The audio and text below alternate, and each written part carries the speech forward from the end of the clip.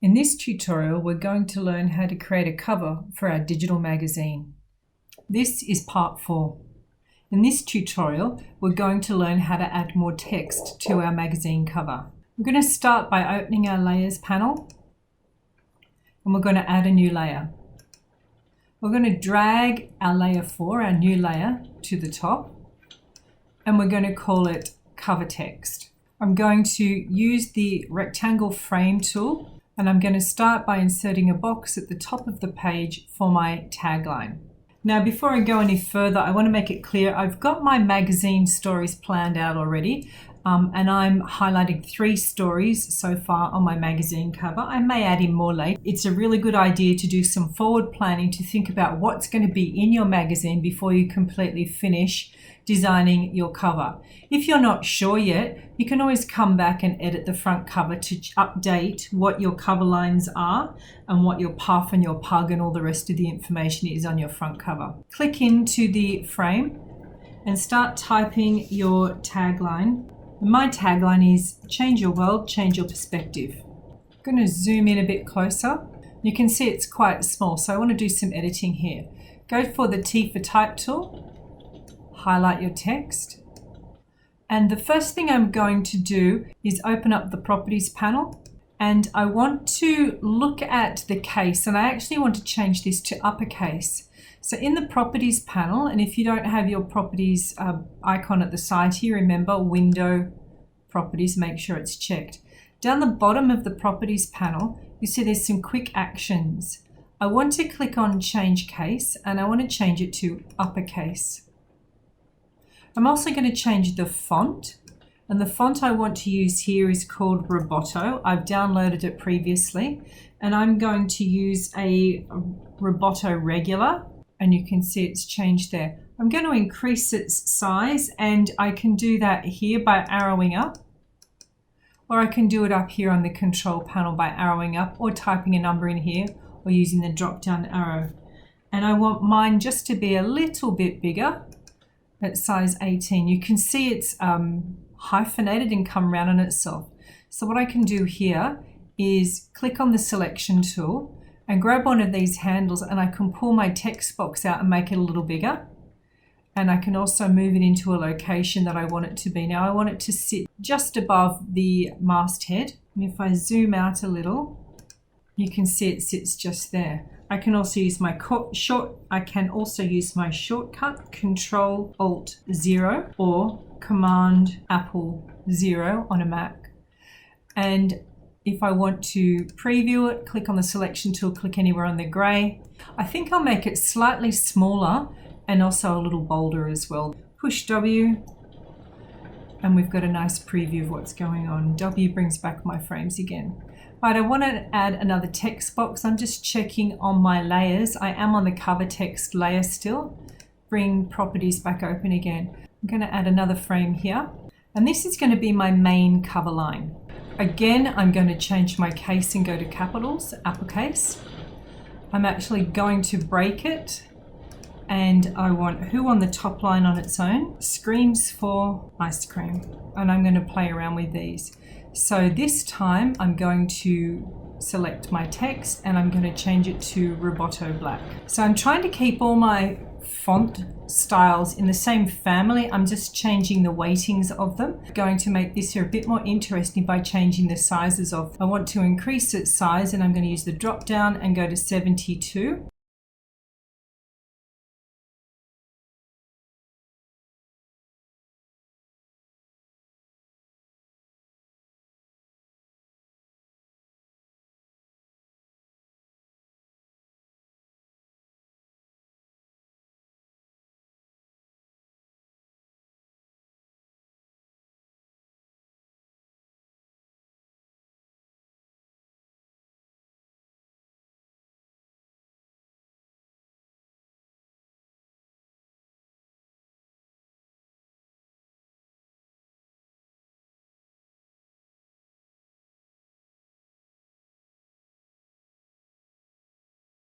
That looks pretty good. They're all stacked quite nicely. I've got some big gaps though, so let's play around with those. The first thing I want to do is select ice because that has the biggest gap above it. And if you look at this tab here, this is the leading, and that changes the distance between the lines. So it'll close the gap between these two lines. So if I arrow down on the leading, you can see ice moves closer. If I arrow up, it moves further away. So it's changing the leading, which is the gap on top of the word that you have selected. So I want to bring that quite close together. I'm going to select cream and bring that a bit closer as well. Oh, that's going further away. I want to close the gap there, reducing the gap.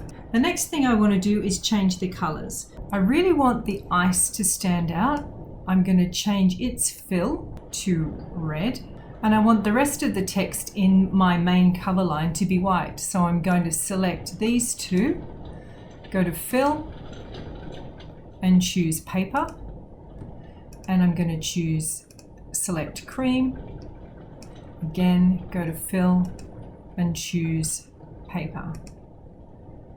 Another thing I can make sure of, because this is on the left-hand side of the page, I'm going to make sure it's aligned left. So let's Control-Alt-0 or Command-Apple-0 and have a look at that. Deselect, selection tool, click anywhere in the grey to deselect, then hit W and have a look at your front cover. That doesn't look too bad. It's not too close to her body. There's a nice gap there. I can read all the text. Before I move on, I've just zoomed to the text frame here, and it's quite big. I haven't used all the space. So if I go into the selection tool and then go to this middle handle here and double click, it actually jumps the text box up so it closely fits onto my text. So you can do that on any of the bounding frames. You go to the white handle in the middle and double click on it, and it takes it to its right size. And it fits it to your text. I'm going to create a new rectangular frame. I'll sit it down here. And inside the frame, I'm going to click and type Lazy Days of Summer. Highlight my text, open the Properties panel, go to Change Case, change it to uppercase, change my font to Roboto Black. I'm going to have Lazy Days of on the top line and Summer on the bottom line. But I want to increase the size of Lazy Days, and then I'm going to increase Summer. We're going to change the color of both of these.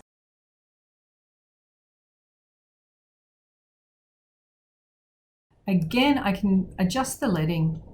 There's a bigger gap here than I would like, so I'm just going to select Summer and then close that leading a bit. Have a look at that. That looks quite good. Push the W. Control-Alt-0, Command-Apple-0, Lazy Days of Summer.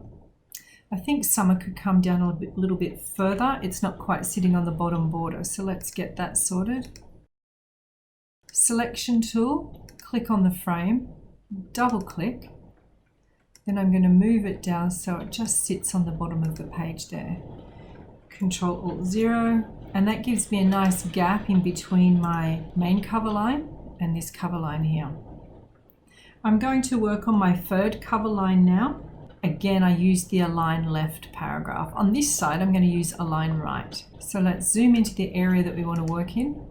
Add a rectangular frame, click on the T for Type tool, click in your box. Now before I start typing, in this instance, I'm going to align right, and that brought my cursor over to this side. And this cover line is Best Mug Cakes. Highlight the text, change the case to capitals or uppercase. I'm going to break it so each word is on its own line. Highlight the text again, change it to Roboto Black. I know I've said it before, but on my whole cover, I've just used one font family for all the cover lines and the skyline and any pugs or puffs that I'm going to do. They're all in the Roboto family.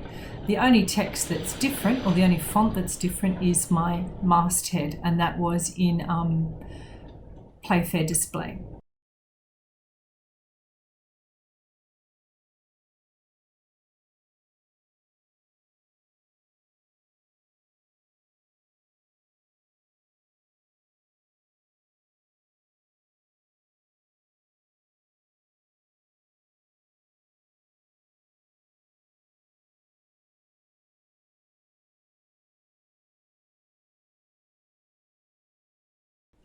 They look not too bad. I want to close the gap a little bit, so I'm going to highlight mug and again go to the leading, decrease the gap between best and mug.